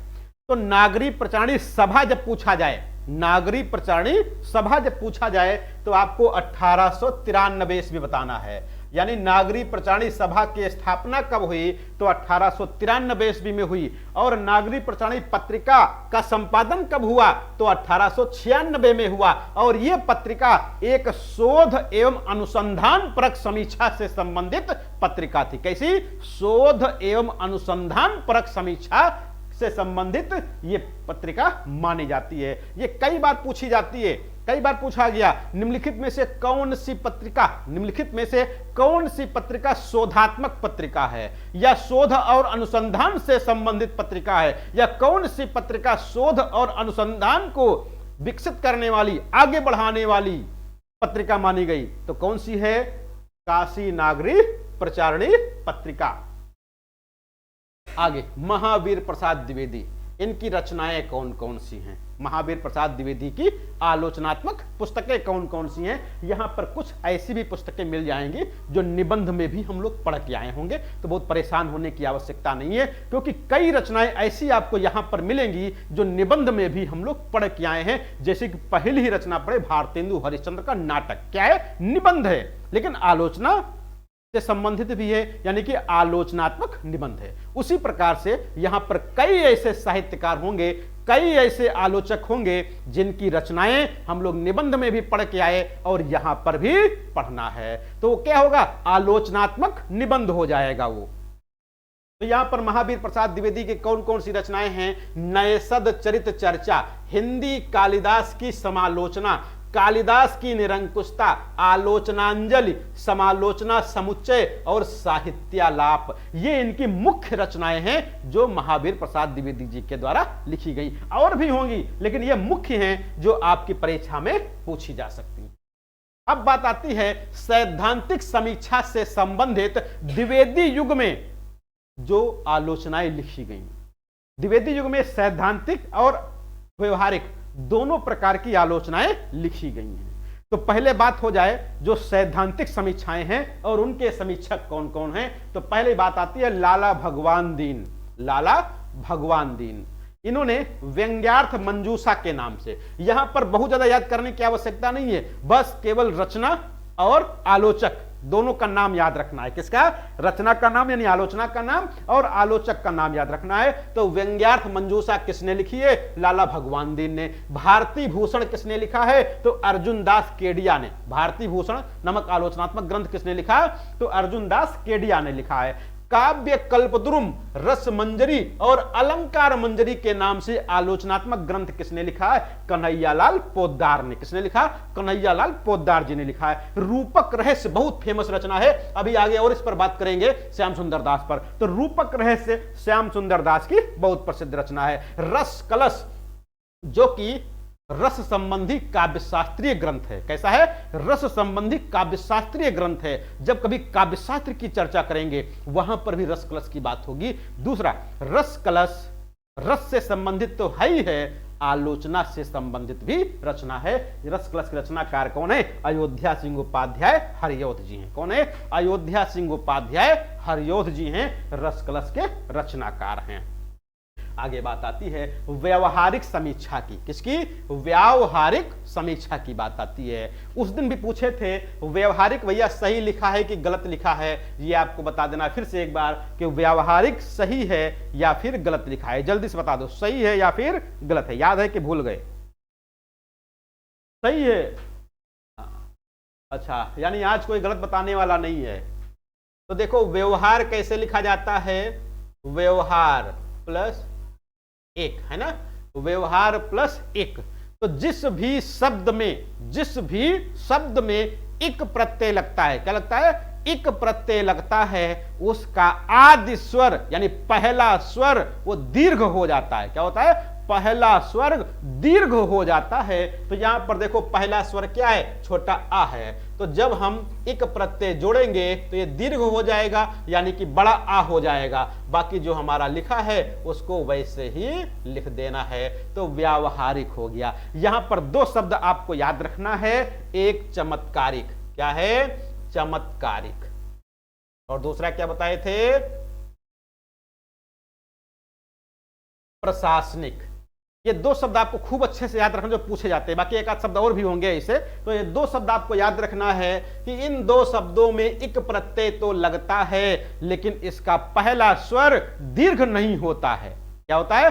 पहला स्वर इसका दीर्घ नहीं होता है। ये अपवाद है। क्या है? अपवाद है। बाकी के शब्दों में अधिकांश नियम क्या है कि यदि एक प्रत्यय जुड़ेगा तो पहला स्वर दीर्घ हो जाएगा। हाँ होगा बिल्कुल। दूसरा देखो, अब आगे देखो रचनाएं कौन कौन सी लिखी गई। मीरा की प्रेम साधना। मीरा की प्रेम साधना। तो मीरा की प्रेम साधना के नाम से समीक्षा किसने लिखी है? भुवनेश्वर प्रसाद मिश्र ने। किसने? भुवनेश्वर प्रसाद मिश्र ने। एक चीज और भी आपको याद रखना है कि आजकल जो पेपर बनाने वाले हैं बड़े चालाक हो गए। रामचंद्र शुक्ल की आलोचना नहीं पूछते, महावीर प्रसाद द्विवेदी के नहीं पूछते, श्याम सुंदर दास के नहीं पूछते, ऐसे पूछ लेते हैं जो बहुत गौड़ होते हैं। जैसे भुवनेश्वर प्रसाद मिश्र की पूछ लिया, उतने फेमस नहीं जितने शुक्ल जी फलाने। इसलिए जरूर याद रखना है भाई यहां पर आलोचना किसकी की जा रही है? मीरा की प्रेम साधना की जा रही है। यानी कि जो ये शीर्षक है, जो ये टॉपिक है, बड़ा महत्वपूर्ण है। भले ही इसका आलोचक उतना महत्वपूर्ण ना हो लेकिन परीक्षा में ये पूछी जा सकती है। इसलिए इस प्रकार की रचनाएं जरूर याद रखिएगा कि मीरा की प्रेम साधना किसने लिखा? भुवनेश्वर प्रसाद मिश्र ने। केशव की काव्यकला बहुत फेमस, कविवर रत्नाकर, ये किसने लिखा? कृष्ण शंकर शुक्ल जी ने लिखा है। केशव की काव्यकला कविवर रत्नाकर के नाम से आलोचनात्मक ग्रंथ किसने लिखा है? तो कृष्ण शंकर शुक्ल जी ने लिखा है। कबीर का रहस्यवाद बड़ी फेमस रचना है। कबीर का रहस्यवाद राम कुमार वर्मा जी ने। किसने लिखा? राम कुमार वर्मा ने कबीर का रहस्यवाद नामक आलोचनात्मक ग्रंथ लिखा। दूसरा, प्रसाद की काव्यकला। प्रसाद की काव्यकला रामनाथ सुमन। प्रसाद की काव्य कला के नाम से किसने लिखा? रामनाथ सुमन ने लिखा है। और विद्यापति के नाम से विद्यापति की आलोचना किसने लिखा? जनार्दन प्रसाद मिश्र जी ने। तो जनार्दन मिश्र ने विद्यापति के नाम से विद्यापति की आलोचना लिखी है। और महाकवि हरिऔध, ये महाकवि हरिऔध वही हैं जिनकी रचना भी हम लोग पढ़े थे सैद्धांतिक आलोचना में, रस कलश। तो महाकवि हरिऔध के नाम से किसने लिखा है? गिरिजादत्त शुक्ल जी ने। तो गिरिजादत्त शुक्ल ने महाकवि हरिऔध के नाम से लिखा है। और प्रसाद की नाट्य कला, अभी हम लोग पढ़े थे, क्या थे? प्रसाद की काव्य कला, प्रसाद की काव्य कला। तो प्रसाद की काव्य कला किसने लिखा था? रामनाथ सुमन थे। यहां पर प्रसाद की नाट्य कला पूछ लिया गया, रामकृष्ण शुक्ल जी हो गए। कौन हो गए? रामकृष्ण शुक्ल जी हो गए। फिर कबीर वचनावली की आलोचना, यानी कबीर वचनावली, कबीर वचनावली। दूसरा, हिंदी भाषा और साहित्य का विकास, हिंदी भाषा और साहित्य का विकास। ये साहित्य के यानी हिंदी साहित्य के इतिहास वाले में भी पढ़ोगे, हिंदी भाषा और साहित्य का विकास किसने लिखा? अयोध्या सिंह उपाध्याय हरिऔध जी ने। क्या लिखा? अयोध्या सिंह उपाध्याय हरिऔध, जिनका पूरा नाम है क्या है? अयोध्या सिंह उपाध्याय, अयोध्या सिंह उपाध्याय हरिऔध, ये इनका पूरा नाम है। कबीर वचनावली और हिंदी भाषा और साहित्य का विकास के नाम से लिखा है। इनको कवि सम्राट भी कहते हैं। क्या कहते हैं? कवि सम्राट के नाम से भी जाना गया। किस नाम से? कवि सम्राट के नाम से भी इनको जानते हैं, इसलिए याद रखिएगा। क्या कहते हैं इनको? कवि सम्राट भी कहा जाता है। क्या कहते हैं? कवि सम्राट भी कहा जाता है। यहां पर एक चीज और याद रखिएगा, कवियों का कवि किसको कहते हैं भाई? कवियों का कवि किसको कहोगे? हाँ, किसको कहा जाएगा? शमशेर बहादुर सिंह। कवियों का कवि कौन हो जाएंगे? शमशेर बहादुर सिंह, शमशेर बहादुर सिंह। तो शमशेर बहादुर सिंह को कवियों का कवि कहा जाता है। इनकी एक कविता है, बहुत फेमस है, एक पीली शाम। इन्हीं की है क्या? क्यों किसी की है? एक पीली शाम, है ना? हाँ, कवियों का कवि कहते, बड़ी फेमस रचना है इनकी। अब आगे बात आती है तुलनात्मक आलोचना की। ये बहुत महत्वपूर्ण टॉपिक है, तुलनात्मक आलोचना। हाँ बिल्कुल, तुलनात्मक आलोचना बड़ी महत्वपूर्ण है। यहां से एक आध क्वेश्चन आपकी परीक्षा में जरूर पूछा जाएगा, इसलिए खूब अच्छे से इसको याद रखिएगा। 1907 ईस्वी में, कब? 1907, यानी कि युग की दृष्टि से देखा जाए तो कौन सा युग होगा? द्विवेदी युग। 1907 मतलब द्विवेदी युग। 1900 से शुरू हो गया, 1920 में खत्म हो जाएगा। तो 1907 ईस्वी में किसने?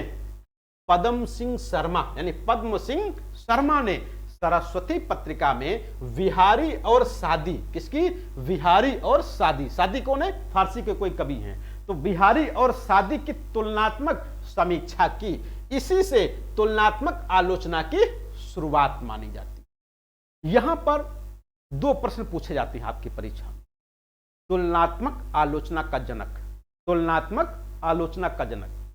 दूसरा, देव बड़े या बिहारी, देव बड़े या बिहारी, इस विवाद को जन्म किसने दिया?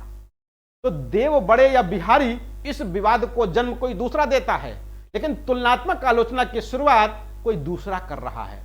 यहां पर दोनों में हम लोगों को भ्रम हो जाता है, दोनों को हम एक मान लेते हैं, गलती यहां से हो जाती है। दोनों अलग अलग हैं, देव बड़े या बिहारी, या फिर बिहारी बड़े या देव, ये अलग बात है, लेकिन तुलनात्मक आलोचना की शुरुआत ये अलग बात है। तो तुलनात्मक आलोचना का जनक पद्म सिंह शर्मा, और तुलनात्मक आलोचना की पहली रचना कौन सी है?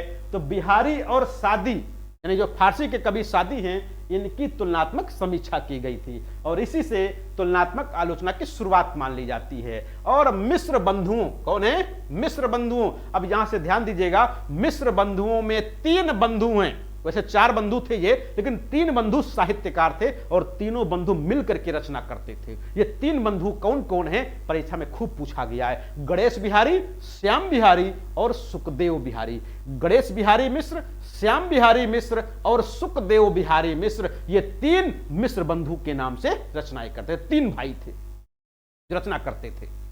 यहां पर कृष्ण बिहारी मिश्र, ये मिश्र बंधुओं में नहीं गिने जाते हैं, ये आपको याद रखना है। वैसे कृष्ण बिहारी मिश्र भी आलोचक हैं, साहित्यकार हैं, बड़े साहित्यकार हैं, बड़े आलोचक हैं, लेकिन ये मिश्र बंधुओं में नहीं गिने जाते हैं। ये आपको जरूर ध्यान रखना है। तो गणेश, श्याम, सुखदेव, गणेश, श्याम, सुखदेव, ये तीन भाई हैं, तीन, गणेश बिहारी, श्याम बिहारी, सुखदेव बिहारी मिश्र। इन्होंने एक पुस्तक लिखी, हिंदी नवरत्न, हिंदी नवरत्न, यानी हिंदी के नौ रत्न, हिंदी के नौ हीरे, हिंदी के नौ मोती, जो भी कुछ कह लो, हीरा मोती जो भी कुछ कहना हो, नवरत्न के नाम से। तो हिंदी नवरत्न के नाम से इसका प्रकाशन वर्ष याद रखिएगा 1910 ईस्वी। यानी हिंदी नवरत्न जो मिश्र बंधुओं ने लिखी, इसमें हिंदी के चुने हुए, हिंदी के चुने हुए 9 महान कवियों को स्थान दिया। किसको? 9 महान कवियों के बारे में इसमें जिक्र की, आलोचना की या गुणदोष समीक्षा की, हिंदी नवरत्न में 9 कवियों की। अब वो 9 कवि कौन कौन हैं? तुलसीदास, यानी सबसे बड़े, सबसे पहला स्थान किसको मिला? तुलसीदास को। हिंदी नवरत्न में सबसे पहला स्थान किसको मिलता है? तो तुलसीदास को मिलता है। अंतिम पायदान पर कौन है? तो भारतेंदु हरिश्चंद्र जी। यानी हिंदी नवरत्न में जो नवरत्नों की बात की गई है, उसके अंतिम पायदान पर भारतेंदु हरिश्चंद्र जी हैं, और पहले पायदान पर, पहले नंबर पर गोस्वामी तुलसीदास का नाम दिया गया। अब यहीं से विवाद शुरू होता है कि आखिर ये जो नंबर दिया गया, क्रम दिया गया, इसमें किसको कहां पर रखा जाए। भाई जब कोई आप बड़ा काम करते हो, अब काम करोगे गलती तभी तो होगी, काम करोगे नहीं तो गलती कहां से होगी। भाई इन्होंने काम किया, अगले को ठीक अच्छी नहीं लगी, छूट गया, गलती से क्या छूटा आगे देखो। तो सबसे पहला स्थान तुलसीदास को, दूसरा स्थान सूरदास को, तीसरा स्थान देव को दे दिया, तीसरे स्थान पर देव कवि को दे दिया। देव कवि कौन है? देवदत्त, जो रीतिकाल के रचनाकार हैं, उनको तीसरे नंबर पर दे दिया। गलती यहीं से इनसे हो गई। अब पता नहीं गलती हुई या जानबूझ करके देव कवि को पहले दिया, देव कवि उनको अच्छे लगते हों इसी कारण से, इसलिए स्थान दिया हो। गलती भी हो सकती है और वास्तव में भी हो सकता है कि हाँ सही दिया हो। फिर चौथे नंबर पर यहां स्थान देते हैं किसको? बिहारी लाल को। तो इस क्रम से देखा जाए तो बिहारी लाल को स्थान देव कवि के बाद मिला, यानी देव कवि बड़े हो गए, बिहारी छोटे हो गए हिंदी नवरत्न के हिसाब से। तो देव बड़े या बिहारी, इस विवाद को जन्म किसने दिया? तो जन्म देने वाले कौन? मिश्र बंधु हैं। तो देव बड़े या बिहारी, इस विवाद को जन्म देने वाला मिश्र बंधु। लेकिन तुलनात्मक आलोचना का जनक पद्म सिंह शर्मा जी हैं, जो 1907 ईस्वी में ही बिहारी और शादी के कवि, शादी के नाम से आलोचना कर दी थी। फिर आगे बात आती है त्रिपाठी बंधु, त्रिपाठी बंधु के नाम से। अब त्रिपाठी बंधु के नाम से यहां पर भूषण और मतिराम को दिया गया। वैसे जब पहले नवरत्नों की बात हुई थी, जब पहले नवरत्नों की बात हुई थी, उसमें बेचारे कबीरदास को स्थान नहीं दिया गया था। जब शुरुआत में नवरत्न की बात हुई तो कबीरदास को स्थान नहीं दिया गया, यानी बिहारी लाल के बाद भूषण और भूषण के बाद मतिराम, केशवदास, चंद्रवरदाई और हरिश्चंद्र, इनका नाम दिया गया था। कबीरदास का नाम नहीं दिया गया था। कुछ लोगों को लगा कि नहीं कबीरदास का भी नाम होना चाहिए, या हो सकता मिश्र बंधुओं को ही लगा कि नहीं कबीरदास का नाम होना चाहिए। अब नाम हो तो किसको बाहर निकाला जाए? एक तो आगे पीछे रख दिए तो इतना विवाद हो गया कि आज भी हम लोगों को क्वेश्चन याद करना पड़ता है, और यदि किसी को हटा दिए होते तब तो बड़ी दिक्कत होती, बड़ा विवाद हो जाता। तो हटाया नहीं गया, क्या किया गया? थोड़ा सा परिवर्तन कर दिया गया। जो भूषण हैं और मतिराम हैं, वैसे दोनों भाई हैं आपस में, कोई दिक्कत ही नहीं है, इन दोनों को ब्रैकेट में कर दिया गया और इनका नाम दिया गया त्रिपाठी बंधु। क्या नाम दिया गया? त्रिपाठी बंधु के नाम से। और इसको संख्या में 1 गिना गया, संख्या में 1 गिन लिया गया। नहीं तो हिंदी के नवरत्न नाम की जो पुस्तक थी, नवरत्न के नाम पर 10 रत्न करना पड़ता किताब का नाम। नवरत्न ही रहे, इसलिए त्रिपाठी बंधु को 1 गिना गया। क्या गिना गया? 1 गिना गया। और कबीरदास को ले आया गया बीच में, कबीरदास जी को स्थान दे दिया गया हिंदी नवरत्न में। तो जब कभी पूछे कि हिंदी नवरत्न में पहले स्थान किसको नहीं मिला था, बाद में मिल गया, तो वो कबीरदास हैं। इनको स्थान नहीं मिला था, बाद में इनको रखा गया त्रिपाठी बंधु करके। फिर केशवदास आते हैं, कबीरदास आते हैं, चंद्रवरदाई आते हैं, भारतेंदु हरिश्चंद्र जी आते हैं। यहां से एक क्वेश्चन और बहुत पूछे थे परीक्षा में आपके, हिंदी नवरत्न में किसको सम्मिलित नहीं किया गया? हिंदी का वह बड़ा कवि जिसको हिंदी नवरत्न में स्थान नहीं मिला, वो कौन थे? जायसी जी थे। कौन थे? जायसी थे। मलिक मोहम्मद जायसी, जो तुलसीदास, सूरदास, जायसी, ये तीन कवियों पर त्रिवेणी लिखते हैं रामचंद्र शुक्ल जी। यानी रामचंद्र शुक्ल की त्रिवेणी में तीन महाकवियों में स्थान तो पा गए जायसी जी, लेकिन हिंदी नवरत्न में स्थान नहीं पाए। ये खूब क्वेश्चन पूछा गया अभी तक। निम्नलिखित में से कौन हिंदी नवरत्न में सम्मिलित नहीं है? वहां पर सबसे पहला नाम आपको ढूंढना कौन है? मलिक मोहम्मद जायसी को ढूंढना है। सामान्यतः हम लोग कहेंगे तो बड़े कवि हैं, महाकवि हैं, पद्मावत जैसा महाकाव्य लिखा, बहुत फेमस है, लेकिन फिर भी इनको हिंदी नवरत्न में स्थान नहीं मिला है। ये आपको ध्यान रखना है। ये 9 कवियों को के नाम याद रखना है, और 9 कवियों में अब ये 10 कवि हो गए। कितने हो गए? 10 कवि हो गए। कुल मिलाकर के कवि 10 हो गए। त्रिपाठी बंधु में 2 हो गए, भूषण और मतिराम हो गए। भूषण और मतिराम त्रिपाठी बंधु में आ गए। कबीरदास जी पहले नहीं थे, बाद में कबीरदास जी को भी ले आया गया। ये आपको याद रखना है। ये 9 कवि तो आपको याद रखने ही रखने, 10 कवि याद रखने ही रखने हैं, लेकिन एक चीज ये भी याद रखना है कि कबीरदास पहले नहीं थे, बाद में इनको स्थान दिया गया है। इतना। मलिक मोहम्मद जायसी आज तक हिंदी नवरत्न में स्थान नहीं बना पाए, और संभवतः बना भी नहीं पाएंगे। ये बहुत महत्वपूर्ण है, खूब पूछा जाता है। हिंदी नवरत्न में देव बड़े या बिहारी विवाद की शुरुआत हुई, जिसकी भी चर्चा हुई थी कि देव बड़े या बिहारी। इस विवाद की चर्चा कहां से प्रारंभ होती है? इस विवाद का जन्मदाता कौन है? तो हिंदी नवरत्न इसका जन्मदाता है, मिश्र बंधु इसके जन्मदाता हैं। और जिसमें इन्होंने भाई ऐसे लिखा जाएगा, इन्होंने देव को बहुत ऊंचा स्थान देते हुए तुलसी और सूर्य के समकक्ष स्थान दिया। यहां पर भी देखो बढ़ा चढ़ा करके लिख दिया गया। एक ही पायदान तो आगे पीछे है, और यहां पर लिख दिया बहुत ऊंचा स्थान। क्या लिखा गया? बहुत ऊंचा स्थान। अरे बहुत ऊंचा कहां था? एक ही सीढ़ी तो ऊपर थे भाई। अगर वो बिहारी के स्थान पर देव और देव के स्थान पर बिहारी आ जाता कोई दिक्कत ही नहीं थी, एक ही स्थान आगे पीछे हुआ। लेकिन लिखा गया कि बहुत ऊंचा स्थान देते हुए तुलसी और सूर्य के समकक्ष स्थान दिया है। पदम सिंह शर्मा ने बिहारी को श्रृंगार रस का सर्वश्रेष्ठ कवि घोषित किया। भाई श्रृंगार रस के कवि तो बिहारी लाल है ही हैं। संयोग वियोग दोनों का बहुत अच्छे से वर्णन किया है, बहुत अच्छा बखान किया है। संयोग का भी हो तो वियोग का भी हो, तभी दोनों जगह पर। पदम सिंह शर्मा की नजर में श्रृंगार रस का सर्वश्रेष्ठ कवि कौन है? यहां पर बिहारी लाल को बताया गया। किसके द्वारा? पद्म सिंह शर्मा जी के द्वारा। अब आगे बात आती है कि जो देव बड़े या बिहारी, ये विवाद इतना बढ़ गया कि इस पर कई रचनाएं लिख दी गई। देव बड़े या बिहारी, ये विवाद तो जन्म लेता है हिंदी नवरत्न से, लेकिन विवाद इतना बढ़ा कि कई लोगों को रचनाएं लिखनी पड़े, इन पर ग्रंथ लिखने पड़े। अब इसके 2 मत हो गए, 2 भाग हो गए। एक ऐसा भाग या एक ऐसा मत जो बिहारी लाल को बड़ा सिद्ध करने में लगा हुआ था, और एक ऐसा भाग जो देव को बड़ा सिद्ध करने में लगा हुआ था। यहां पर पहचान क्या है कि कौन किसको बड़ा मान रहा था, किसको बड़ा सिद्ध करने में लगा हुआ था? जिसका नाम पहले वो बड़ा, जिसका नाम बाद में वो पीछे, यानी छोटा। तो यहां पर देखो, एक तो बिहारी सतसई तुलनात्मक अध्ययन, ये पदम सिंह शर्मा ने लिखा है।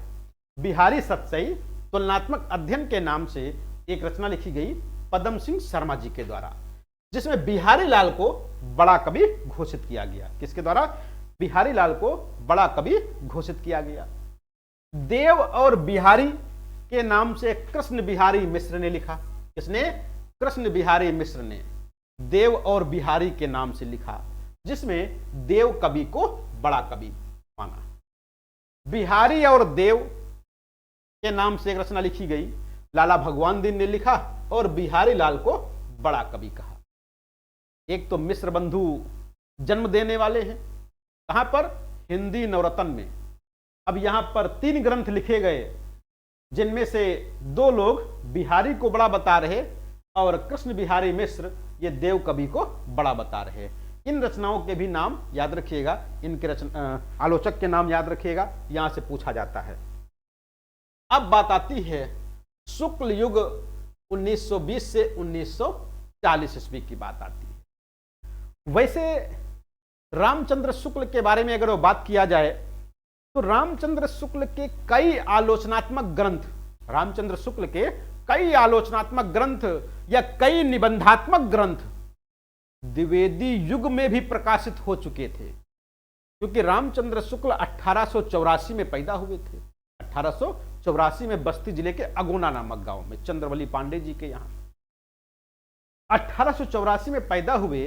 1910-11 के आसपास उनकी रचनाएं आना शुरू हो गई थी, चाहे वो निबंध हो चाहे वो आलोचना हो। लेकिन शुक्ल युग की शुरुआत कब से मानी जाती है? 1920 ईस्वी। अब दिक्कत यहां पर यह है कि कभी पूछ लिया गया निम्नलिखित में से कौन द्विवेदी युग का आलोचक नहीं है, या कौन द्विवेदी युग का आलोचक है, और वहां पर रामचंद्र शुक्ल का नाम मिल गया, तब दिक्कत हो जाएगी कि आखिर रामचंद्र शुक्ल जी को द्विवेदी युग में रखें या फिर शुक्ल युग में रखें। अगर जो द्विवेदी युग में रामचंद्र शुक्ल को रख देते हो तो जो उनके नाम पर नामकरण किया गया है शुक्ल युग,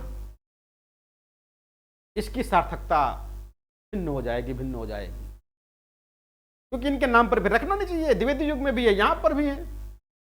जैसे प्रसाद जी छायावाद के अंतर्गत कई रचनाएं द्विवेदी युग में भी हैं, कई छायावादी युग के अंतर्गत भी हैं, तो उनके नाम पर नामकरण नहीं किया गया, लेकिन यहां पर इनके नाम पर नामकरण कर दिया गया। और कई महान बड़े बड़े इतिहासकार शुक्ल जी को द्विवेदी युग में भी रखते हैं और शुक्ल युग के अंतर्गत भी उनकी चर्चा करते हैं। अगर शुक्ल युग में चर्चा नहीं करोगे फिर शुक्ल युग नाम क्यों रखा गया? भाई द्विवेदी युग में द्विवेदी जी की ही चर्चा ना हो तो मतलब क्या है उसका? तो यहां पर ध्यान रखिएगा, जैसा विकल्प मिले वैसा आपको चुनाव करना है। तो शुक्ल युग 1920 से 1940 ईस्वी तक। बड़े आलोचक श्याम सुंदर दास 1875 से 1944 इनका जीवन काल। श्याम सुंदर दास 1875 से 1944 ईस्वी ये इनका जीवन काल है। साहित्यालोचन बहुत फेमस पुस्तक है, छोटी सी पतली सी पुस्तक है साहित्यालोचन, बड़ी फेमस है। भाषा विज्ञान, हिंदी भाषा का विकास, हिंदी भाषा और साहित्य, रूपक रहस्य जिसकी भी चर्चा हो रही थी, और भाषा रहस्य, ये सभी ग्रंथ जो कि श्याम सुंदर दास जी के द्वारा लिखे गए परीक्षा की दृष्टि से सभी महत्वपूर्ण है, सब परीक्षाओं में पूछे गए हैं, चाहे वो रूपक रहस्य हो, चाहे भाषा रहस्य, हिंदी भाषा का विकास, हिंदी भाषा और साहित्य, या भाषा विज्ञान, या साहित्यालोचन। ये बहुत फेमस पुस्तकें हैं किसकी? श्याम सुंदर दास जी की। आचार्य रामचंद्र शुक्ल जिनकी भी चर्चा हो रही थी 1884 से 1941, 1884 से 1941 बस्ती जिला, कहां पर? बस्ती जिला, गांव का नाम अगोना, यहां पर इनका जन्म हुआ था। गोस्वामी तुलसीदास, अब यहां पर ध्यान दीजिएगा, जो नाम है रचनाओं के वही नाम याद रखिएगा। मान लो कहीं तुलसीदास आ जाए, कविवर तुलसीदास आ जाए, जिन इसमें तुलसीदास पर आलोचना इन्होंने ही की है, इस नाम से नहीं, जो नाम है उस नाम से किसने की है। तो अगर जो रामचंद्र शुक्ल ने गोस्वामी तुलसीदास की जो आलोचना की है वो गोस्वामी तुलसीदास के नाम से की है। किस नाम से? गोस्वामी तुलसीदास के नाम से तुलसीदास के आलोचनात्मक ग्रंथ लिखा है। किसने? रामचंद्र शुक्ल जी ने। जायसी पर जायसी ग्रंथावली के नाम से, भ्रमर गीत सार और हिंदी साहित्य का इतिहास, काव्य में रहस्यवाद और रस मीमांसा, ये इनके बड़े प्रसिद्ध आलोचनात्मक ग्रंथ हैं। चाहे वो गोस्वामी तुलसीदास हो, चाहे जायसी ग्रंथावली हो, भ्रमर गीत सार हो या हिंदी साहित्य का इतिहास। ये तो हिंदी साहित्य का इतिहास आपका इतिहास ग्रंथ वाला हो गया जिसको हम लोग पढ़ते हैं। हिंदी साहित्य इतिहास, इसके बाद जो भी इतिहास ग्रंथ लिखा गया या तो इसको विरोध में लिखा गया या तो इसके समर्थन में लिखा गया, तीसरा कुछ लिखा ही नहीं गया। इतना प्रसिद्ध है हिंदी साहित्य का इतिहास, सबके पास होगा, बताने की आवश्यकता ही नहीं है। बस सन याद रखिएगा 1932 में इसका प्रकाशन हुआ, लेकिन लिखा कब गया? 1927 ईस्वी में लिखा गया था, 27 में लिखा गया था, 29 में प्रकाशित हुआ।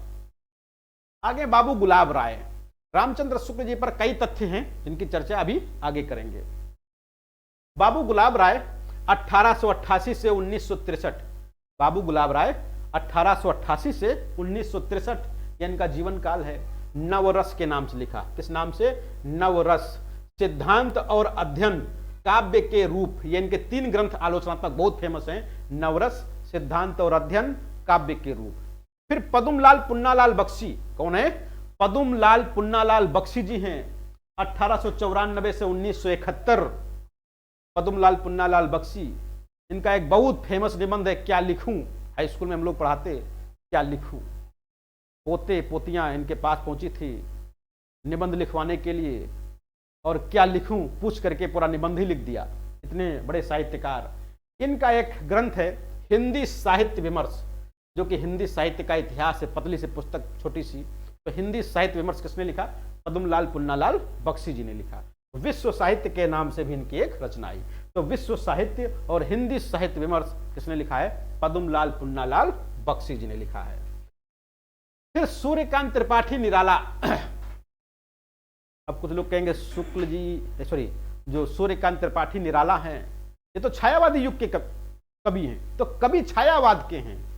साहित्य यानी काव्य साहित्य के अंतर्गत, पद्य साहित्य के अंतर्गत जो छायावाद है, आलोचना के क्षेत्र में वही शुक्ल युग है, इतना याद रखिएगा। कविता के क्षेत्र में जो छायावाद है, आलोचना के क्षेत्र में या आलोचना के इतिहास में वही शुक्ल युग हो जाता है। तो जो छायावादी कवि थे वही शुक्ल युग के आलोचक भी हो जाएंगे, इसमें कोई दो राय नहीं है। तो सूर्यकांत त्रिपाठी निराला जी ने क्या लिखा? वैसे सूर्यकांत त्रिपाठी निराला के जन्म को लेकर के, जन्म तिथि को लेकर के बहुत विद्वानों में मतभेद है। 1897, 1899 या कहीं 1896 भी मिल जाता है। वैसे 97 और 99 ज्यादा फेमस है, याद रखिएगा। मेरे गीत और कला, मेरे गीत और कला सैद्धांतिक समीक्षा है। रविंद्र कविता कानन, पंत और पल्लव बहुत फेमस है, पंत और पल्लव, प्रबंध पद्य, काव्य में रूप और अरूप, ये इनके आलोचनात्मक ग्रंथ है सूर्यकांत त्रिपाठी निराला के। फिर कृष्ण शंकर शुक्ल, केशव की काव्य कला, कविवर रत्नाकर, वैसे इसकी चर्चा पहले भी हो चुकी है, कृष्ण शंकर शुक्ल की और इन दोनों ग्रंथों की। सुमित्रानंदन पंत, जिनको प्रकृति का सुकुमार कवि कहा गया, छायावाद का विष्णु कहा गया, गद्य पद्य के नाम से एक रचना लिखी। शिल्प और दर्शन, छायावाद पुनर्मूल्यांकन, छायावाद पुनर्मूल्यांकन के नाम से लिखा। और यदि मैं कामायनी लिखता, यदि मैं कामायनी लिखता, वैसे कामायनी तो जयशंकर प्रसाद की है, बहुत फेमस रचना है, आधुनिक युग की सबसे श्रेष्ठ रचना है, महाकाव्य है, खड़ी बोली का सबसे प्रसिद्ध महाकाव्य है कामायनी। लेकिन पंत जी ने क्या कहा? यदि मैं कामायनी लिखता। ये पंत जी वही हैं जो कामायनी को क्या कहे थे, कोई बताएगा एक लाइन में? कामायनी के ऊपर क्या आलोचनात्मक कथन कहा था? कामायनी किसके समान?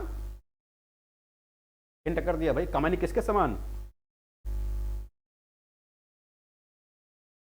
भाई कामायनी किसके समान? ताजमहल के समान, है ना? कामायनी ताजमहल के समान है, ये किसने कहा था? तो पंत जी ने कहा था। ने कामायनी को ताजमहल के समान बताया था। अब क्यों बताया पता नहीं, क्योंकि ताजमहल को जिस जिस नजरिए से देखोगे उस नजरिए से अलग अलग सबका दृष्टिकोण बनेगा। आगे रामकुमार वर्मा, ये रामकुमार वर्मा वही हैं जो छायावाद की लघुत्रयी, छायावाद की वर्मात्रयी के अंतर्गत गिने जाते हैं।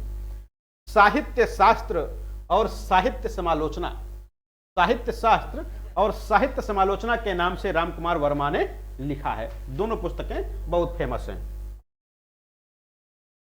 आगे बात आती है विश्वनाथ प्रसाद मिश्र 1906 से 1982, काव्यांग कौमुदी, विहारी की वाग विभूति, बहुत फेमस रचना है विहारी की वाग विभूति, विहारी वांग्मय विमर्श, विहारी वांग्मय विमर्श, और गोसाई तुलसीदास।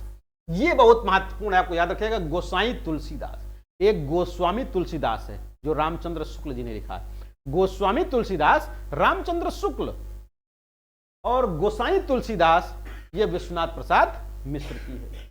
हिंदी में नाट्य साहित्य का विकास, हिंदी में नाट्य साहित्य का विकास ये विश्वनाथ प्रसाद मिश्र जी ने लिखा है। फिर लक्ष्मी नारायण सुधांशु 1906 से 1974, काव्य में अभिव्यंजनावाद, जीवन के तत्व और काव्य के सिद्धांत, जीवन के तत्व और काव्य के सिद्धांत। तो काव्य में अभिव्यंजनावाद ये परीक्षा की दृष्टि से थोड़ा सा महत्वपूर्ण हमको लग रही है लक्ष्मी नारायण सुधांशु की। अब आगे बात आती है रामचंद्र शुक्ल जी के कौन कौन से तथ्य हैं आलोचना से संबंधित जो आपकी परीक्षा में पूछे गए या पूछे जाने की संभावनाएं हैं। सबसे पहला नाम रामचंद्र शुक्ल का। तो रामचंद्र शुक्ल को हिंदी में वैज्ञानिक आलोचना का अनुसंधानकर्ता, यानी कि पहला अनुसंधानकर्ता मतलब क्या, खोजकर्ता। शुरुआत किससे, वैज्ञानिक आलोचना की शुरुआत किससे मानी जानी चाहिए, तो वैज्ञानिक आलोचना की शुरुआत रामचंद्र शुक्ल जी से मानी जाती है। और काव्य में रहस्यवाद 1932 निबंध को आचार्य शुक्ल की प्रथम सैद्धांतिक आलोचना माना जाता है। यानी काव्य में रहस्यवाद जो 1932 में लिखा गया, इसको, ये एक तो निबंध था काव्य में रहस्यवाद, और ये हिंदी आलोचना रामचंद्र शुक्ल का प्रथम प्रौढ़ सैद्धांतिक आलोचना संबंधी ग्रंथ माना जाता है। रस मीमांसा और चिंतामणि दो भाग में इनकी सैद्धांतिक आलोचना देखी जा सकती है। वैसे चिंतामणि के 4 भाग अब तक प्रकाशित हो चुकी हैं। अच्छा भैया कोई बताएगा रस मीमांसा पहले किस नाम से आई थी? रस मीमांसा का प्रारंभ में नाम क्या था? हाँ याद रखिएगा, विचार वीथी के नाम से।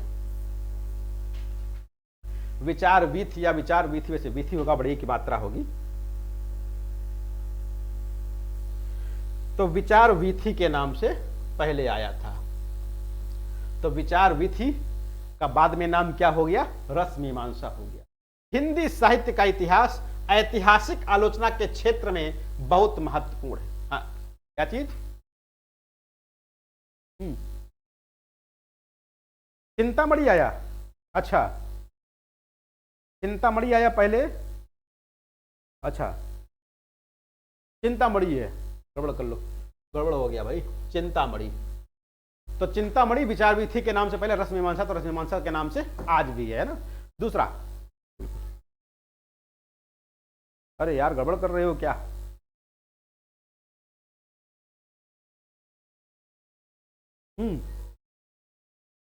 चिंतामणि ही है। चिंतामणि रस मीमांसा, अब तो भ्रम में डाल दिए हमको। वैसे चिंतामणि पहले आया विचार वीथी के नाम से, फिर चिंतामणि के नाम से आया। अच्छा एक मिनट, चिंतामणि जो आया 1939 में आया, पहला भाग है ना, पहला। हाँ बिल्कुल, हाँ तो पहले जो प्रकाशित हुआ था तो विचार वीथी के नाम से आया, फिर 1942 में जब प्रकाशित हुआ तो ये चिंतामणि भाग 1 के नाम से आया है।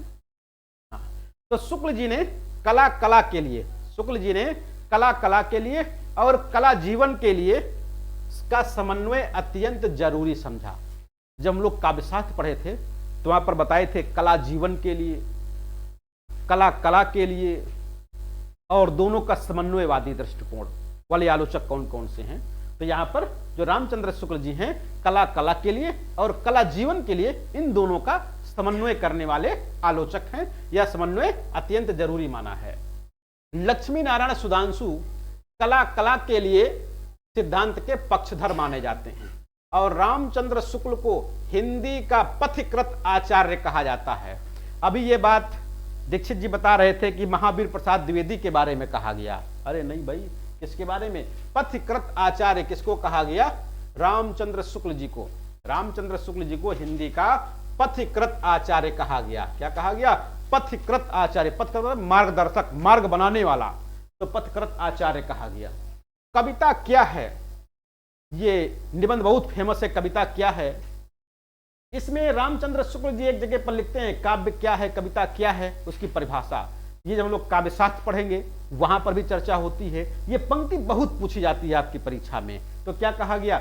जिस प्रकार आत्मा की मुक्तावस्था, जिस प्रकार आत्मा की मुक्तावस्था ज्ञान दशा कहलाती है, उसी प्रकार हृदय की मुक्तावस्था रस दशा कहलाती है। हृदय की इसी मुक्ति की साधना के लिए मनुष्य की वाणी जो शब्द विधान करती आई है उसे कविता कहते हैं। तो काव्य क्या है, कविता क्या है, ये कहते हुए रामचंद्र शुक्ल जी कहां पर कविता क्या है निबंध में ये परिभाषा देते हैं काव्य की, कविता की। खूब पूछा जाता है। आगे बात आती है शुक्ल जी की सैद्धांतिक समीक्षा में। किसमें? शुक्ल जी की सैद्धांतिक समीक्षा में रसवाद और लोक मंगलवाद साथ साथ शामिल है। यानी रामचंद्र शुक्ल की सैद्धांतिक समीक्षा में रसवाद और लोक मंगलवाद साथ साथ दोनों चलता है, दोनों शामिल माने जाते हैं। वैसे रामचंद्र शुक्ल कैसे आलोचक हैं? तो रसवादी आलोचक। कैसे? रसवादी आलोचक हैं। इन्होंने विरुद्धों का सामंजस्य सिद्धांत का प्रतिपादन किया। बहुत महत्वपूर्ण है, आपकी परीक्षा में खूब पूछा जाता है। विरुद्धों का सामंजस्य किसने लिखा, या विरुद्धों का सामंजस्य सिद्धांत के प्रवर्तक कौन है? तो रामचंद्र शुक्ल जी हैं। गद्य साहित्य के संदर्भ में उन्होंने लिखा, गद्य की महत्ता के संबंध में। किससे संबंध में? गद्य की महत्ता के संबंध में रामचंद्र शुक्ल जी का मानना क्या है कि यदि गद्य कवियों की कसौटी है तो निबंध गद्य की कसौटी है। इसको हम लोग कहां पर पढ़ के आए? जब निबंध पढ़ रहे थे, निबंध की महत्ता में यही बात कही। गद्य की महत्ता और निबंध की महत्ता एक वाक्य से इनके क्लियर हो जाती है। यदि गद्य कवियों की कसौटी है तो निबंध गद्य की कसौटी है। भाषा की पूर्ण शक्ति का विकास निबंधों में ही सबसे अधिक संभव है। यह किसने कहा? रामचंद्र शुक्ल जी ने। किसने कहा? रामचंद्र शुक्ल जी ने। किस संबंध में कहा? तो गद्य की महत्ता या निबंध की महत्ता के संबंध में कहा है। भारतेंदु मंडल तथा द्विवेदी युगीन स्वच्छंदतावादी काव्य धारा की उन्होंने प्रशंसा की है। उन्होंने मतलब रामचंद्र शुक्ल जी ने। तो रामचंद्र शुक्ल जी ने द्विवेदी मंडल की और द्विवेदी युगीन स्वच्छंदतावादी काव्य धारा की इन्होंने प्रशंसा की है। शुक्ल जी के द्वारा लिखे गए जो अंग्रेजी भाषा की रचनाओं का अनुवाद किया गया, शुक्ल जी ने कई अंग्रेजी रचनाओं का हिंदी में अनुवाद किया है। किस नाम से किया है यहां पर पूछा जाता है। पहला, रचना क्या है, इस रचना का रचनाकार कौन है, और शुक्ल जी ने जो अनुवाद किया है वो किस नाम से किया है। वैसे सामान्यतः इसी का अनुवाद जैसे यहां पर लिखा उसी का हिंदी अनुवाद, हिंदी वर्जन लिख दिया, बस, ज्यादा कुछ अंतर नहीं है नाम में। जैसे essays on imagination, essays on imagination. Imagination का मतलब ये होता है कल्पना। तो कल्पना का आनंद, कल्पना का आनंद कर दिया। याद यहां पर क्या रखना है? कल्पना का आनंद बिल्कुल आसान सा है। जो कल्पना का आनंद लिखा वो किस रचना पर लिखा है तो बिल्कुल आसान हो गया। इस रचना का मूल रचनाकार कौन है ये याद करना है आपको। तो एडिसन इसके मूल रचनाकार हो जाएंगे। लिटरेचर, इसका हिंदी में साहित्य के नाम से अनुवाद किया, और लिटरेचर के रचनाकार कौन है तो जॉन हेनरी न्यूमैन है। यहां पर जॉन हेनरी न्यूमैन को याद रखना है कि लिटरेचर नामक ग्रंथ इनका है, और लिटरेचर पर अनुवाद किस नाम से किया है तो साहित्य के नाम से किया। बिल्कुल आसान सा। साहित्य हिंदी में, संस्कृत में वांग्मय और अंग्रेजी में लिटरेचर कहते हैं, उर्दू में हो सकता है कुछ और कहते हूं। दूसरा, plain living high thinking, plain living high thinking, आदर्श जीवन, इस नाम से आदर्श जीवन के नाम से किया, ये याद रखिएगा। और इसके रचनाकार कौन? जॉन हेनरी न्यूमैन है। Riddle of the universe, universe का मतलब ही होता है विश्व, तो रिडल ऑफ द यूनिवर्स यानी कि विश्व प्रपंच के नाम से किया। और रिडल ऑफ द यूनिवर्स के रचनाकार कौन है तो हैकल इसके रचनाकार हो जाते हैं। तो ये चारों ग्रंथ याद रखना है। चारों ग्रंथों का हिंदी में अनुवाद किस नाम से किया, यह याद रखना है। इन चारों ग्रंथों के रचनाकार कौन है, ये आपको याद रखना है। जिस प्रकार से श्रीधर पाठक की रचनाएं जो आती थी अंग्रेजी में से हिंदी में अनुवाद किया था, शेफर्ड वेफर्ड या जो भी थे 3-4 ग्रंथ, वैसे ही ये भी बहुत महत्वपूर्ण है, आपकी परीक्षा में पूछा जाता है। अब बात आती है श्याम सुंदर दास की। श्याम सुंदर दास के निर्देशों में हिंदी का प्रथम शोध, हिंदी काव्य में निर्गुण संप्रदाय, बहुत फेमस है, कई बार पूछा गया। हिंदी में जो पहली पीएचडी लिखी गई, पहला जो शोध लिखा गया, किस नाम से, हिंदी काव्य में निर्गुण संप्रदाय के नाम से। किसने लिखा, पीतांबर दत्त बड़थवाल ने। किसने, पीतांबर दत्त बड़थवाल। शोधार्थी कौन थे, पीतांबर दत्त बड़थवाल थे। और गाइड कौन थे, मार्गदर्शक कौन थे, तो बाबू श्याम सुंदर दास जी थे। और बाबू श्याम सुंदर दास इतने महान आलोचक कि उन्होंने साहित्यालोचन नामक जो ग्रंथ लिखा, वो एमए के विद्यार्थियों को शिक्षा देने के उद्देश्य से या उनको जानकारी देने के उद्देश्य से ये ग्रंथ लिखा था। आप में से हो सकता है कई लोग साहित्यालोचन को पढ़े ही ना हो, या हो सकता है कई लोगों के पास साहित्यालोचन ग्रंथ हो ही ना, ऐसे भी कई लोग होंगे। पढ़ना चाहिए। जब सोचो एमए के विद्यार्थियों को जानकारी देने के लिए ग्रंथ लिखा गया था, तो आपने क्यों नहीं पढ़ा। भाई रामचंद्र शुक्ल का इतिहास तो पढ़ा होगा, भले ही न समझ में आया हो कोई बात नहीं, लेकिन पढ़ा जरूर होगा। लेकिन ये इतिहास ग्रंथ बहुत लोगों के पास नहीं होगा, साहित्यालोचन, इसको भी पढ़ना चाहिए। पतली सी किताब है, पढ़ना चाहिए, अच्छी अच्छी चीजें हैं। दूसरा, काशी हिंदू विश्वविद्यालय। काशी हिंदू विश्वविद्यालय सन 1921 ईस्वी में सर्वप्रथम स्नातकोत्तर एमए के पाठ्यक्रम में हिंदी को स्थान दिया गया। यानी कि एमए जो डिग्री है, मास्टर ऑफ आर्ट, हिंदी विषय में सबसे पहले ये डिग्री कहां से शुरुआत हुई, किस विश्वविद्यालय में सबसे पहले हिंदी की डिग्री शुरू हुई, हिंदी की एमए में पढ़ाई शुरू हुई, वो विश्वविद्यालय कौन सा है, काशी हिंदू विश्वविद्यालय। काशी हिंदू विश्वविद्यालय कहां पर, काशी बनारस में है, बिल्कुल आसान सा है। वैसे साहित्यालोचन नहीं है तो कोई दिक्कत वाली बात नहीं है, इतना परेशान होने की आवश्यकता नहीं है। कुछ बच्चे तो बहुत परेशान हो गए कि हमने तो कुछ पढ़ा ही नहीं है। इसमें जो भी कुछ महत्वपूर्ण है वो आपके नोट्स में है, परेशान होने की आवश्यकता नहीं है। छायावादी कवियों का आलोचना कर्म, यानी छायावादी जो कवि थे, जैसे प्रसाद, निराला, महादेवी वर्मा, पंत, इनकी बात हो रही है। छायावादी कवियों पर पश्चिमी रोमांटिक क्रिटिसिज्म का प्रभाव है। क्रिटिसिज्म वही आलोचना। ये वर्ड्सवर्थ शैली कीट्स से प्रभावित थे। वर्ड्सवर्थ शैली कीट्स से प्रभावित थे। यहां से स्वच्छंदतावादी समीक्षा का आरंभ देखा जाता है। किसका, समीक्षा, स्वच्छंदतावादी समीक्षा का आरंभ कहां से, छायावाद से देखा जाता है। अब इसमें जयशंकर प्रसाद सबसे पहले आते हैं। इंदु पत्रिका 1906 के आसपास कि प्रसाद जी की संपादकीय टिप्पणियों से स्वच्छंदतावादी समीक्षा की शुरुआत मानी जाती है। भाई स्वच्छंदतावादी समीक्षा की शुरुआत किस पत्रिका से, इंदु पत्रिका से। इंदु पत्रिका के संपादक कौन, जयशंकर प्रसाद। छायावादी काव्य की मूल चेतना, छायावादी काव्य की जो मूल चेतना है वो व्यक्तिवादी है। कैसी है, व्यक्तिवादी है। यानी जब छायावाद हम लोग पढ़ रहे थे, या आगे पढ़ेंगे, जो लोग नए हो आगे पढ़ेंगे, तो छायावाद के बारे में कहा गया था कि छायावादी कवियों को पलायनवादी कहा गया है।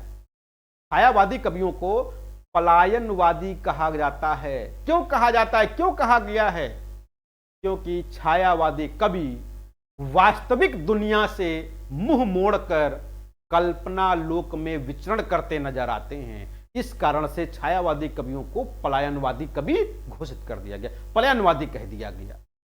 यहां पर यही कहा गया कि छायावादी काव्य की मूल चेतना व्यक्तिवादी है। जयशंकर प्रसाद में आनंद भाव, जयशंकर प्रसाद में कैसी, आनंद भाव, ये जो मूल चेतना व्यक्तिवादी जो बताया गया है वो जयशंकर प्रसाद में कैसी है, आनंद भाव के रूप में है। निराला में अद्वैत भाव के रूप में है, पंत में आत्मरति के रूप में है, और महादेवी में परोक्ष रति के रूप में प्रकट हुई है। ये चारों याद रखिएगा, खूब पूछा जाता है। तो जयशंकर प्रसाद में आनंद भाव, निराला में अद्वैत भाव, और पंत में आत्मरति, महादेवी में परोक्ष रति के रूप में प्रकट हुई है। प्रसाद जी ने रहस्यवाद का उद्भव, प्रसाद जी ने रहस्यवाद का उद्भव वैदिक युग से माना है। कहां से? वैदिक युग से माना है। और छायावादी कवियों में रहस्यवादी भावना को उससे जोड़ा है, यानी छायावादी कवियों में रहस्यवादी भावना को उससे जोड़ा है, यानी कि छायावाद में रहस्य की भावना भी बहुत प्रमुख रही है। काव्य कला तथा अन्य निबंध, बहुत फेमस निबंध है इनका आलोचनात्मक, जयशंकर प्रसाद की प्रमुख आलोचनात्मक कृति है, जिसमें निम्न निबंध संग्रहित हैं।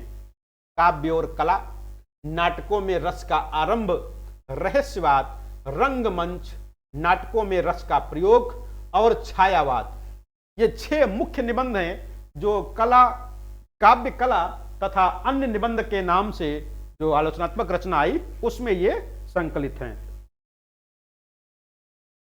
अब बात आती है सूर्यकांत त्रिपाठी निराला की। सूर्यकांत त्रिपाठी निराला जी को छायावाद का रुद्र, छायावाद का महेश कहा जाता है और इन पर अद्वैतवाद का प्रभाव है, अद्वैत दर्शन का प्रभाव है।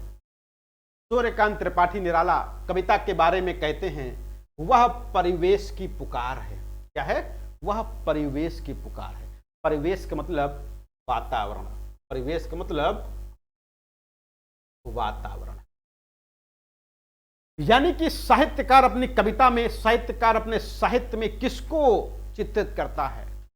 जो वो समाज में देख रहा है, जो समाज में घटित हो रहा है, जो उस कवि के साथ घटित हो रहा है या उस कवि के चाहने वाले पर घटित हो रहा है, वही तो लिखता है। वही कहा गया कविता या काव्य किसकी पुकार है? परिवेश की पुकार है। किसने कह दिया? सूर्यकांत त्रिपाठी निराला जी ने।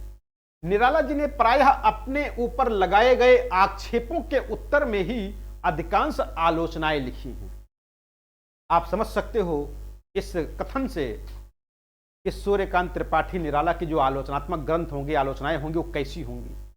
भाई, जो स्वयं अपने ऊपर लगाए गए आक्षेपों का उत्तर दे रहा हो, आक्षेपों के प्रतिरोध में लिख रहा हो, तो उसकी आलोचनाएं कैसे हो जाएंगी? आलोचनाएं हो जाएंगी भाई आत्म से संबंधित हो जाएंगी, यानी कि अपने से व्यक्तिगत हो जाएंगी। तो ऐसा समझ सकते हो।